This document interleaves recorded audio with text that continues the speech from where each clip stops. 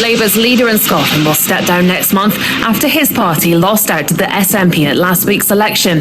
Mr Murphy said the failure to hold on to seats was down to interference from union boss Len McCluskey. Our political editor Colin Mackay has been looking at what could happen next. Jim Murphy was sacked by his constituents last week. Now he's quitting as Scottish Labour leader after the big unions and the party's left decided his position was untenable.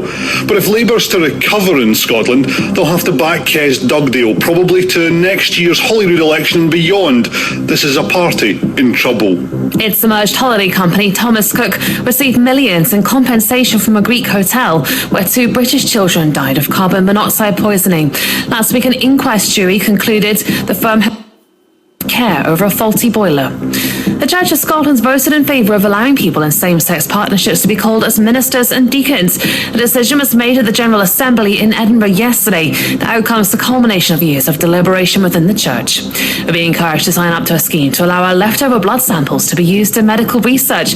It comes after 2 Tayside hospitals were found to have carried out a high number of unnecessary blood tests. Professor Colin Palmer from Dundee Uni says instead of them being destroyed, the SHARE project uses samples for medical research. Even if these samples were taken for a test that proved not to be informative in terms of the clinically, they would still be very, very useful for research purposes. Dundee United's Europa League hopes suffered a blow yesterday after they lost 3-0 to Inverness. It means they now have to rely on St Johnstone losing to Aberdeen next week and then winning the City Derby against Dundee to secure a place. McNamara says he's disappointed they didn't manage to get something from the game. I thought you could see the confidence go a little bit.